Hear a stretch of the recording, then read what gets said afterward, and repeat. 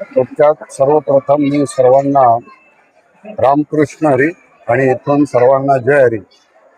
आणि याच ठिकाणी जो 5वा वर्धापन दिन सोहळा आणि संपन्न झाला आणि तो संपन्न होत असताना या पंचक्रोशीतील सर्व दाते मंडळी अगदी तन मन धनाने आणि ह्या कार्यामध्ये अगदी अविरतपणे म्हणजे अविरत आहेत, सतत सातत्याने अशी दानशूर या ठिकाणी मंडळी आहेत का मागण्याची वास पाहे मुखाकडे, चिंतेल्या रोकडे मनोरथ। जसं भगवंत ज्यांना भगवंताने भरभरून दिलेलं आहे ती या भगवंताच्या कार्यामध्ये अगदी भरभरून योगदान देत आहेत आणि काया वाचा मनाने इथे सेवा करतायत। आणि सेवा करत असताना काही त्या आपला तुपलापणा आणि न बाळगता आणि सर्वांना सामूहिक असा हा कार्यक्रम याच ठिकाणी संपन्न होतोय। आणि पुढे सांगायचं म्हणजे का याच ठिकाणी गेली मला वाटतं 5वंच वर्ष आहे याचं आपले श्रावण महिन्यामध्ये इथे शिवकथा देखील आणि इथे संपन्न होतोय। त्यावेळेला तर भरभरून मंडळी याच ठिकाणी पंचक्रोशीतील भाविक मंडळीची आणि सतत सातत्याने वर्दळ असतो आणि मोठा आनंद आणि भक्तिरस याच ठिकाणाहून आणि प्रसार त्याचा आणि होत असतो। म्हणून का द्यावी तितकी धन्यता थोडी आहे या दाते मंडळीला। त्याचप्रमाणे याच ठिकाणी ज्यांनी भूमीचं योगदान दिलेलं आहे ते याच ठिकाणचा असलेले जाधव परिवार आणि खरोखर एवढा मोठा आणि भूमीचा योगदान आणि ह्या मंडळीने दिलेलं आहे। म्हणून भगवंताला मी एकच विनंती करेन किंवा प्रार्थना असेल का सर्वांना अगदी उदंड आयु आरोग्य देवो आणि सर्वांची यश कीर्ती उज्ज्वल हो आणि सर्वांच्या वतीनं मी आणि शंभू महादेवांना तर सर्वांना ही अशी सद्बुद्धी आणि सर्वांना प्राप्त हो किंवा देव एवढं बोलून मी थांबतोय।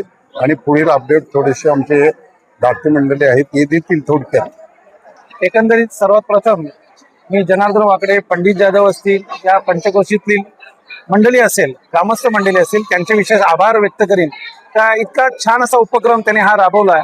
आज एक संत परंपरेनुसार एक मला ओवी आठवते, इवलेसे रोप लाविले द्वारी त्याचा वेळू गेला गगनावरी।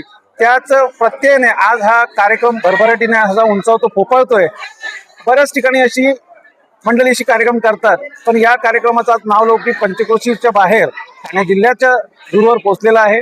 सर्वप्रथम भूमिदाते आताच महाराजांनी वर्णन केल्यानुसार पंडित जाधव, त्यांचा परिवार, त्यांचा मी विशेष आभारी असेल कारण का त्यांनी एक सात्विकता कामाकरता इथं भूमिदान केलेली आहे। त्या जोडीने इतर मंडळी जी असेल एलकुंदे, सोनाले, वैजोला गाव ही वालशीन वगैरे या परिसराची जी मंडळी आहे ते एकोपाने गुण्या गोविंदाने तशी या सनातन धर्माचा प्रचार आणि प्रसार कसा व्हावा आणि एकता बंधुता कशी समाजात टिकावी, प्रबोधन कसं व्हावं याचं एक उत्तम असं उदाहरण साध्य करण्याचा प्रयत्न जनार्दन वाकडे आणि त्यांची पूर्ण समितीला आहे।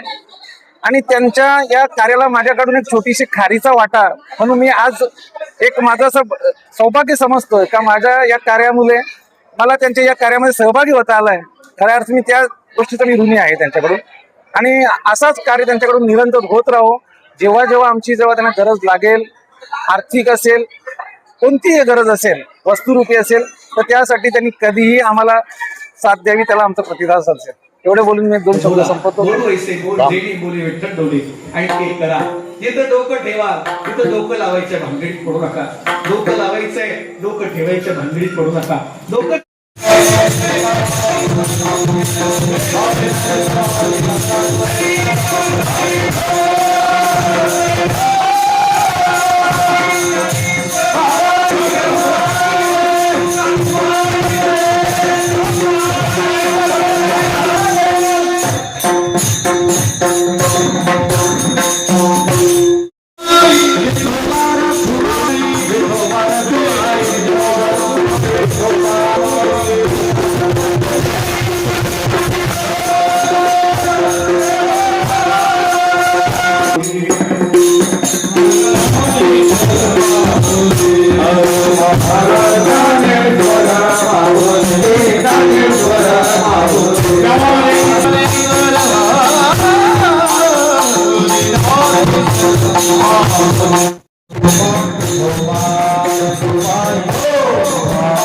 Oh,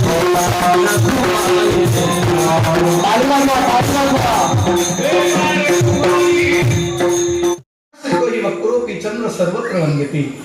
चंद्र वाकडा आहे, पण वाकड्या चंद्राला पण सुद्धा मस्तकावर मी कोणाला सांगणार नाही, मागणार नाही, दक्षिणा वेगळी देईन. तुम्ही मी माझी श्रद्धा म्हणून, माझ्या प्रेमा कातर म्हणून घ्या. हे म्हणत नको.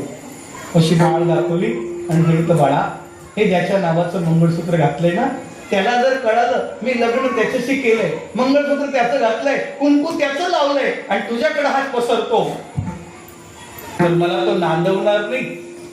याचं नाव विश्वनाथ. हा तुका म्हणे करी ब्रह्मांड ठेंगण, त्याचं नाव भक्ती आहे. महाराज हा पुन्हा पुन्हा आग्रह करायला लागला, तुम्हाला दिलं तर मला कमी होणार आहे का? तुम्ही वारकरी आहात, ब्राह्मण आहात, गुरु आहात. गुरुला दिलं, ब्राह्मणाला दिलं, वारकऱ्याला दिलं तर काही कमी होत नाही. देवाने मला प्रेरणा दिली. समजा आकडा टाका, पाहिजे तेवढा आकडा टाका. भागवताची दक्षिणा तुम्हाला वेगळी मिळेल. भागवताची दक्षिणा तुम्हाला वेगळी मिळेल. आणि हा जो चेक आहे तो परत करायचा नाही. मी मागणार नाही, तुम्ही द्यायचं नाही. मी घरात कोणाला सांगणार नाही, तुम्ही कोणाला सांगायचं नाही. अशी संधी कोण सोडतं सांगा ना? कोण सोडत? कोण सोडत?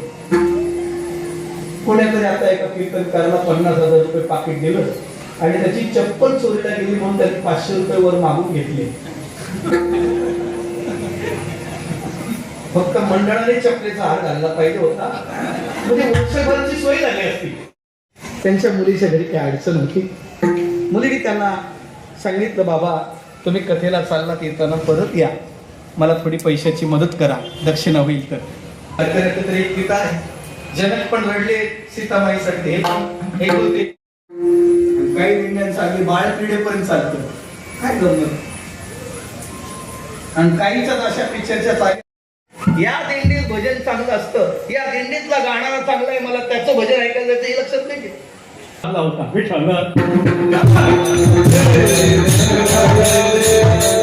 एवढं लक्षात ठेवतात. एका उपमन्यूसाठी तुम्ही शिराब्दीची वाटी केली. मी तुम्हाला शिराब्दी मागणार नाही, कृपा कराल थोडी. माऊली संध्याकाळी मुक्कामाला गेल्यावर 3 दगडाची चूल मांडून स्वतःच्या हाताने शिजून खायचं. ब्राह्मण, वारकरी आणि आयाची तुर्तीत जगणार. कोणी प्रेमाने दिलं तर खायचं. आपण नाही नुसता भज्याचा वास